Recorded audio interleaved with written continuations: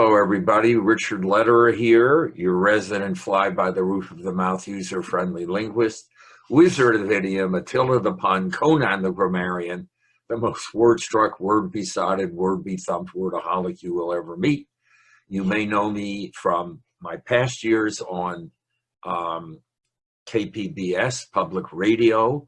I was hired immediately because I have the perfect face for radio, and Charles Harrington Elster and I are the two founding co-hosts of A Way with Words on KPBS Public Radio. That show is now in hundreds of outlets of stations around the country. You may know me from the Union-Tribune, where my column appears on B2, the second part of the paper each Saturday. And you may know me from the many classes over the decades that I've presented at Rancho Santa Fe Senior Center. I just adore working with Terry Litwin and Lizzie Weiss. How can I help? That's their basic goal in life. How can I help? How can I make the world better for others? Service above self. And I've had the pleasure as a result of that of emceeing I think it's 5, it might be 6, I think it's 5 previous healthy aging conferences. And here I am now as a speaker during this first virtual conference, which will be quite virtuous. And the great thing here is you may be catching it alive, you may be catching it live, or you can get it on recording, and that information will be given to you. I am the father, the proud father of 2 bouncing baby books. And you see the images up on the screen. It's very local. I am the author and the artist, and you get a sense of his work. He is 92, 91, I am 82, and it's very local because it is published by Waterside Productions up in Cardiff. So local, and certainly to seniors, although I have a better word for that that I hope to get into today. If you would like the book for Halloween or Christmas, you'll find instructions. You can get instructions from Lizzie and Terry.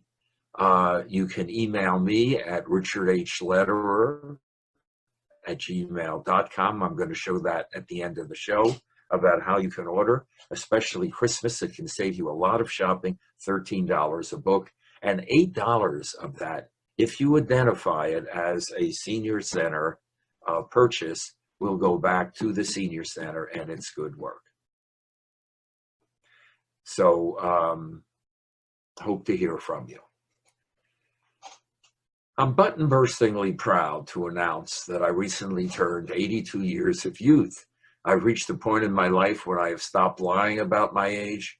Rather, I brag that I am so full of years.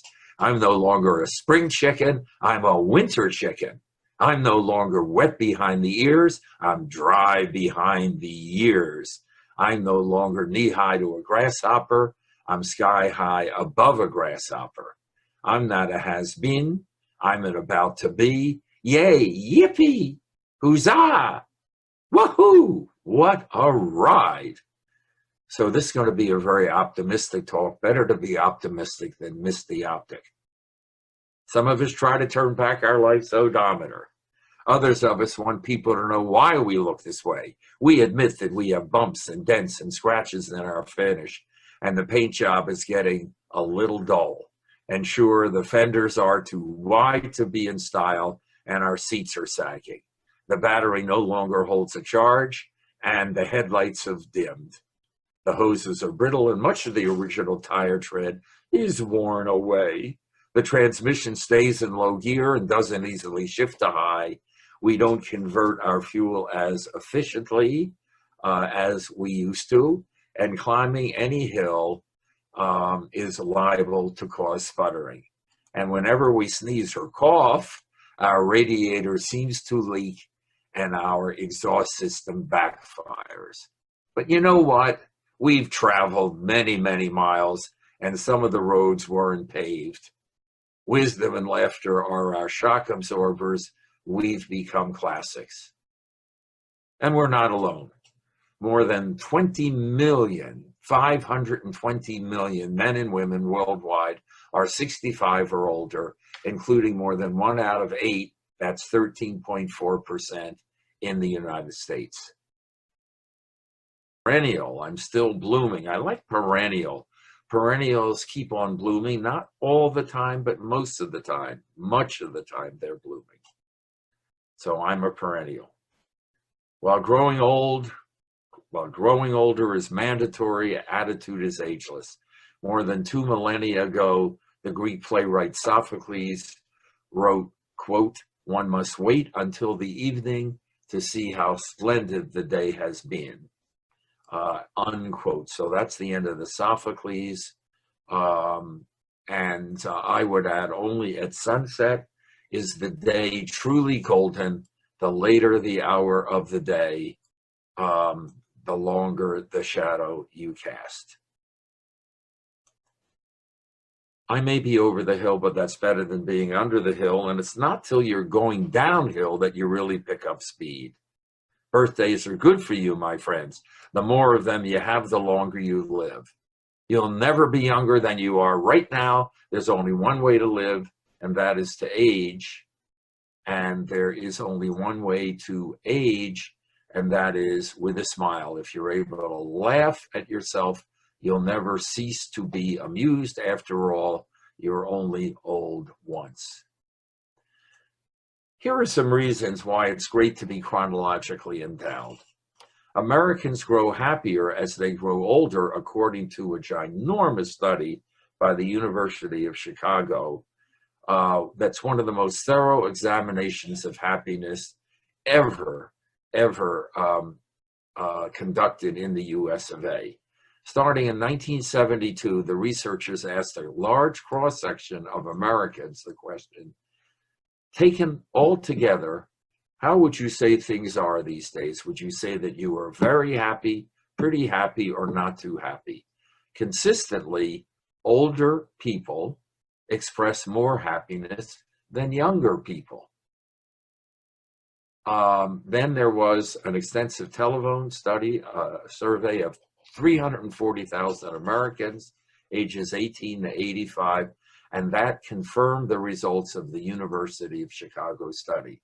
The data published in the Proceedings of the National Academy of Sciences revealed that on average, feelings of stress and inadequacy increased from ages 18 to 50, after which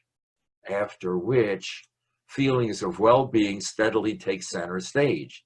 The upshot is that most people are happier in their early 80s than they are in their 30s.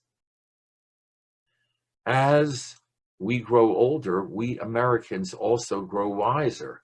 A recent University of Michigan study has been called the single best demonstration of a long-held view that wisdom increases with age.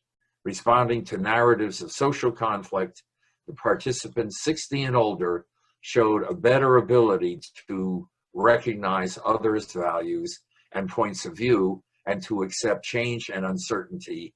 In other words, as we age, we accumulate social wisdom. Ben, I need to stop it for a minute. Here's my question. Are ready to go. Yes, indeed. Fullness of years makes for fullness of life. For one thing, you're surrounded by a lot of friends. As soon as you wake up, willpower is there to help you get out of bed. Then you go and visit John. Then you play golf. When you play golf, rather, Charlie Horse shows up to be your partner. As soon as he leaves, along comes arthritis and his 6 ants: antacid, anti-pain, antioxidant, antibiotic, anticoagulant, and anti-inflammatory. And you go the rest of the way from joint to joint. After such a busy day, you're petered and tuckered out and glad to go to bed with Ben Gay, of course. Here's another medical fact, and I'm not making this up. Studies show that one's body temperature declines from decade to decade, and that the drop becomes particularly pronounced with perennials. Therefore, we old folks are the coolest people on earth. I happen to come in regularly at 97.2 at this juncture in my life. But wait, there's more, many more advantages to attaining old age. First of all, I've become a seenager, and that's a senior teenager. I have everything that I wanted as a teenager only 60 years later. I don't have to go to school or work. I get an allowance every month. I have my own pad. I don't have a curfew. I have a driver's license in my own car. I have ID that gets me in the bars and the wine store, especially the wine store. The gals I hang around with are not scared of getting pregnant, and I don't have acne. Life is great. Life is great. So here's some more. You've reached the third age of humanity, youth, maturity, and you're looking wonderful. And you can't look wonderful for your age unless you've grown old. You can say, when I was your age, to more people, more and more people. If you're taken hostage, you will be among the first to be released, and nobody expects you to run into a burning building. You get senior discounts, and you can eat dinner at 4 p.m. You are no longer able to see the numbers on your bathroom scale. No more zits, no more pregnancy scares, no more phys ed, ugly gym uniforms, algebra, diagramming sentences, pop quizzes, final exams, SATs, study halls, or detentions. Your joints are now more accurate than the National Weather Service. Your ears and nose may be getting bigger, but and your skin may be wrinkling, and all sorts of parts of your body sprouting hair, but your failing eyesight doesn't record all those changes, doesn't record them. At class reunions, you feel younger than everyone else looks. Your classmates have grown so old that they no longer recognize you. Isn't that true? Thanks to acid reflux, you can eat your cake and have it too. Ew, but I like that one. You can wrap your own Christmas presents and hide your own Easter eggs. The older you get, the better you were. And it's such a nice change from being young. You are in possession of a gift that too many others have been denied. And in some respect, my favorite, one of the advantages of age is that you never lose all the ages you were before. Let's talk about length of life. One of the most prominent aspects of modern medicine, and what makes it modern, is longevity. It's amazing what has happened to longevity. My parents were born in 1894, my father in 1899, my mother. They lived to 59 and 72. Not bad. And I just love having two parents born in the 19th century. Well, Cro-Magnons lived to 25 on average, ancient Greeks to 28, Europeans in the Middle Ages to 31.3. Americans in 1900, not long after my parents entered the earthly stage, 47. Americans today, 78 to 80, there's a gender difference. And if you have reached 65, your lifespan is something like 84. Mine would be about 90. Then there are our long-lived presidents. So let's talk about the length of life with presidents. Okay. First of all, for 175 years, our longest lived presidents, and note the long I in long-lived, was John Adams, a man born in 1735 before all the miracle drugs, and boy, those ships taking him across the Atlantic to be an ambassador in Europe. My God, that was a hard knock life. He lived to 90 years and 8 months. And for 175, years, almost 2 centuries, he was our longest lived president. But then he was superseded by Ronald Reagan, who lived till 93 and 4 months. And then 2 years later, as you see, Gerald Rudolph Ford, who beat him 2 years later by about a month and a half. After that came George H.W. Bush, who lived to something like 94. But then Bush himself was superseded by, as you'll see on the slide, Jimmy Carter. So Jimmy Carter, still alive, of course, born October 1st, 1924. So he is 95 and very soon going to be 96, and has been a former president for more than 40 years. There's another way to look at this, and that is, who was our oldest president in terms of the most full of years, to get biblical on you, when he entered the Oval Office? Now, a number of you, I think, would say Ronald Reagan. Ronald Reagan entered the Oval Office, became president at the age of 69 years, 11 months, and 2 weeks, so on the cusp of 70. And more remarkable, he left office 8 years later on the cusp, just 2 weeks short, of 78. Before Ronald Wilson Reagan, the only president to have been 70 in office was Dwight Eisenhower. Sorry about my itchy nose. And Eisenhower was 70 only for the last 10 months of his second term. But guess what? He is not, or was not, our oldest man to enter the Oval Office. The oldest is this fellow. So look at that slide. I'll bet you recognize him. Donald Trump turned 70 in June of 2016, and so was well into being 70 when he took office. And, you know, the energy, the vigor of the man, he would be hard to guess, but it is now Donald John Trump, and it is not Ronald Wilson Reagan. Some more comedy. I love you all, and I just adore seeing you at the classes. It's usually at my classes not a straight or a flush, but a full house. And when the cursed, despised pestilence leaves us, and science always wins, you know, I look forward to being back in person and working with you. But guess what?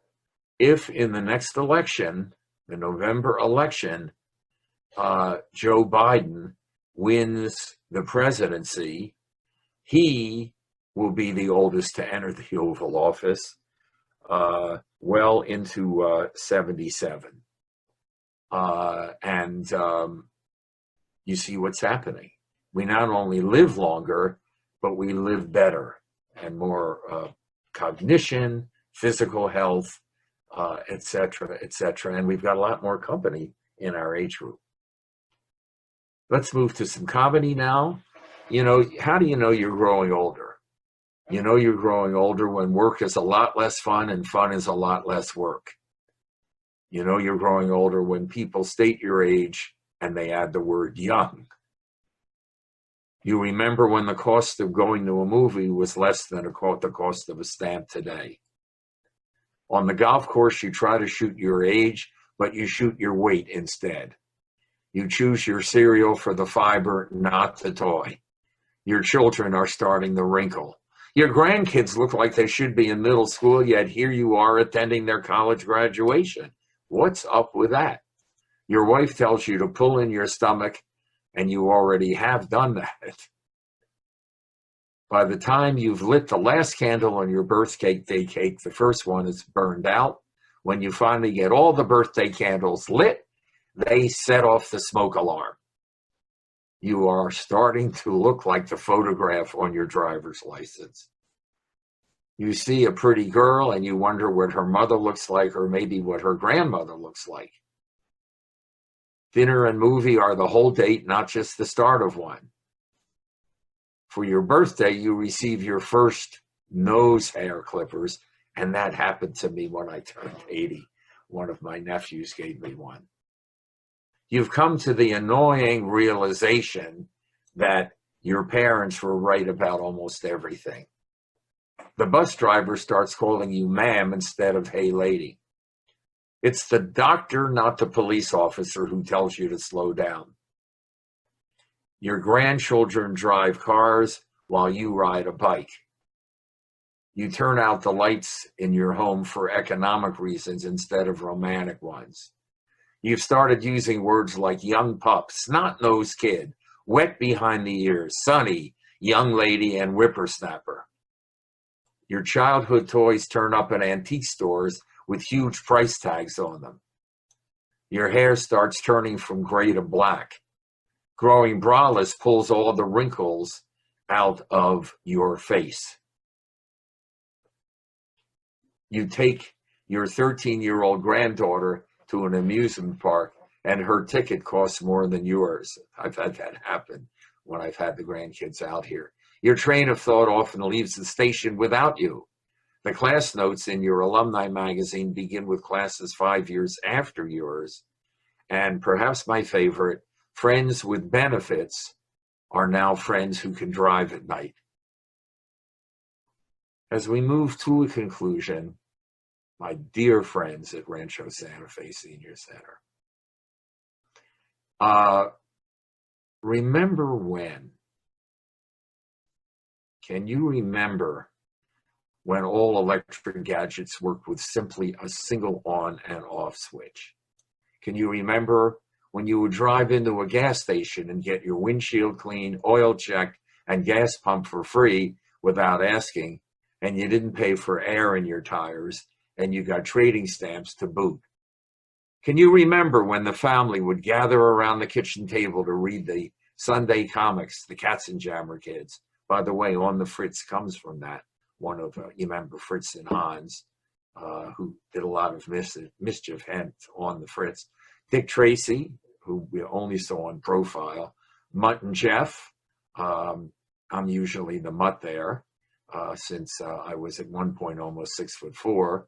Bringing Up Father with Jiggs and Maggie, and Little Abner with Schmooze. Can you remember when the family would gather around the radio station to listen to FDR's fireside chats? The Shadow, Jack Armstrong, All-American Boy, The Fred Allen Show, Fibber, McGee and Molly, Amos and Andy, The Breakfast Club, Captain Midnight, and Buck Rogers. Ah, those radio commercials. That's my dog Tig. He lives in a shoe. I'm Buster Brown. I live in there too. More bounce to the ounce. Call for Philip Morris. Or when the family would gather around the 6-inch black and white TV set. Ours was a Philco. Others had an Admiral, a Motorola.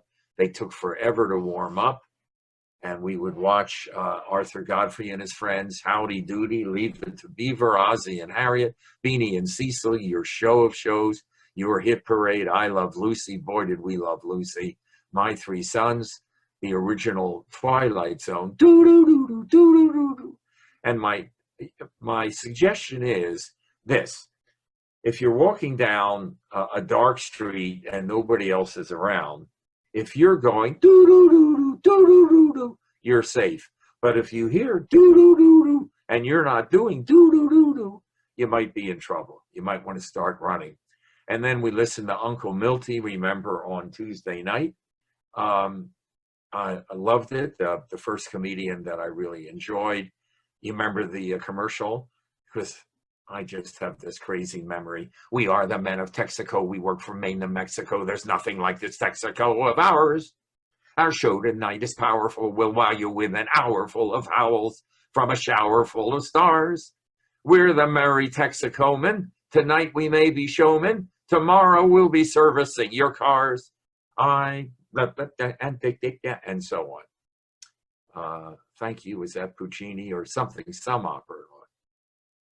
Well, those were the days of test patterns, rabbit ears on the TV set, outdoor antennas, television stations that went off at midnight, closed down, and then played the national anthem. The white dot on the screen that became smaller and smaller when you turned off your television set. Because remote controls did not exist, we actually had to get up and walk a whole 9 feet through thick shag carpet to the TV to turn it on and off and to change channels and volume. And that television was the only set in the home. We just all had one set. Those were the days when we watched TV in a dark room with a big magnifier clamped to the TV screen. And sometimes that magnifier was blue at the top for the sky, pink in the middle, and green for grass at the bottom. While we watched, we ate TV dinners placed on TV trays, and of course, no talking while watching television, no talking. You just wouldn't do that. That would be as impolite as yakking in a movie theater. Do you remember, then dearie, you might be as old as I, or at least close. Do you remember Red Rover, Ollie, Ollie, Oxenfree, Double Dog Dare, Eeny, Meeny, Miny, Mo, 1 potato, 2 potato, 3 potato, 4, red light, green light, Simon Says, take 1 giant step, Mother May I. Do you remember the joy in finding a dime or a quarter in the coin return slot of a payphone? Drive-in movies, which are making a comeback. Burma shave signs, you still see those very rarely. Coffee shops with tableside jukeboxes. Fast food restaurants where waiters and waitresses, servers today, would clamp a tray to your driver's side window and bring you, sometimes on roller skates, your meal. Studebakers, you couldn't tell whether you were coming or going with them. Plymouths, Mercuries, Packards, Nashes, DeSotos, LaSalle's, Hudsons, and Essexes. Blackjack, clove, and tea-berry chewing gum. Marathon and Powerhouse bars, Turkish taffy, probably still around, Kern's butterscotch, and chicken dinner candy. Deposits on soft drink bottles, which were all made of glass. Do you remember the holes on the caps of the Royal Crown cola bottles so that mother could sprinkle the clothing before ironing? Hey, grandfather clocks, fly paper, corsets and girdles, telephone numbers with the word prefix. Mine was Allegheny 5491. Blackboards that were actually black, and in fact they were always black. Cash registers were their distinctive ping. Keds and PF flyers for sneakers. Human pin setters at bowling alleys. Hand-push lawnmowers. Cools, Old Golds, Chesterfields, and lots of cigarettes and pipe smokers. And mother, at least my mom, Richie, don't put the windows down in the car while I'm driving. I want to keep the smoke inside. Bushwhacks for your flat top.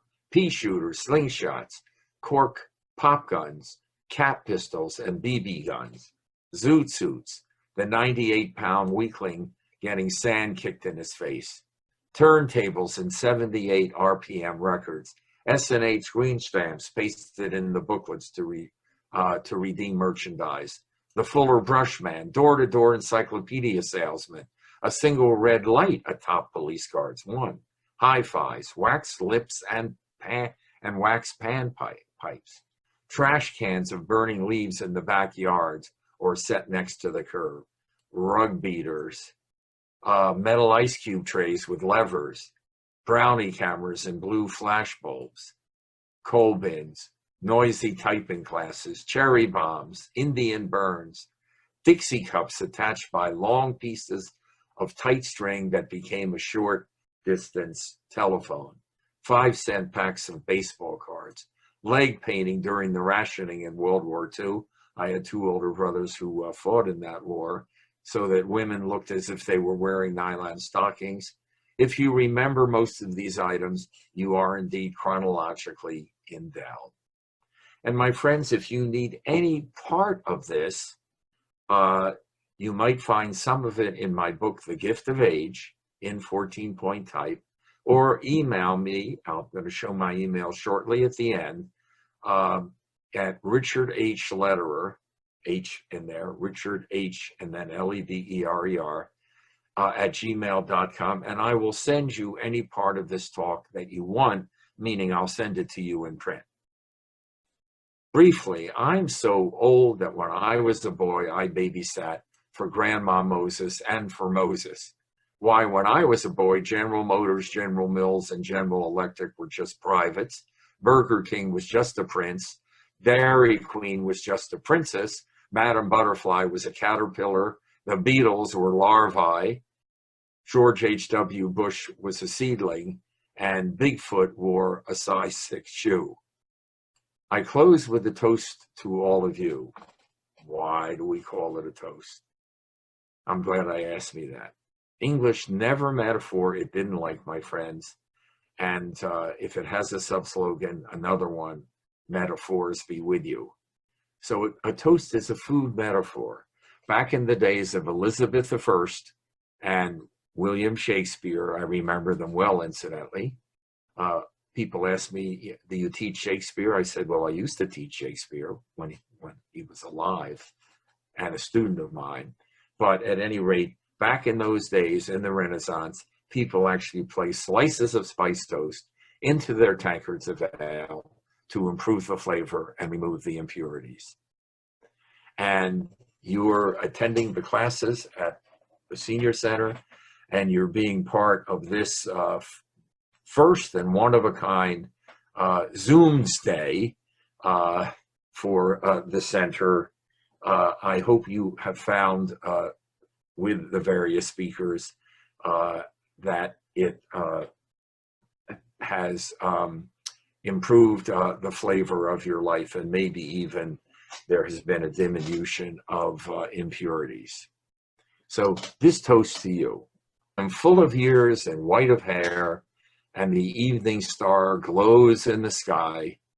I know that as life accumulates, the beauty steals inward. In the winter of my content, I find myself filled with one overmastering emotion, gratitude for my Dutch-American wife, Simone van Eggeren, and the saucy Hollandaise I have so loved with her, for family which now embraces 3 children and 7 grandchildren, for enduring friendships, the best of all ships, and as we age, friends, my friends, become increasingly important. I love the Irish blessing that goes, there are good ships and there are wood ships, the ships that sail the sea, but the best ships are friendships, may they always be. So I am grateful for the abundant venison of San Diego, to which Simone and I moved 23 years ago, and which felt like home the minute we set foot here. I'm grateful for the accidents of genetic and environmental roulette that made me a word-struck, word-besotted, word-betumped wordaholic, gleefully caught in the web of words. I'm grateful for the surpassing privilege of sharing my words about words in the pages of books, magazines, newspapers, and in performance, which have been more than a decade at Rancho Santa Fe Senior Center. And I'm grateful for the miraculous gift of life, what it has been, what it is, and what it will become. Hoorah! Now, up on the screen, you again see the 2 holiday books. Let's be clear. I will personally inscribe, as long as you let me know how to do that. You can order through my email address, which you will see at the bottom, at the next slide. If you'd like, indicate inscriptions, Merry Christmas to granddaughter Susie Smith or Jimmy Jones, grandson, anything like that, or to yourself. The artist is 91, I am 82. There are more than 50 of his cartoons, plus those amazing covers in the book. Lizzie and Terry can certainly help you as to how to get them. And of the $13 you pay, $8 goes to the Senior Center. So just take a look at the last slide, and now you see my email address, particularly also my website.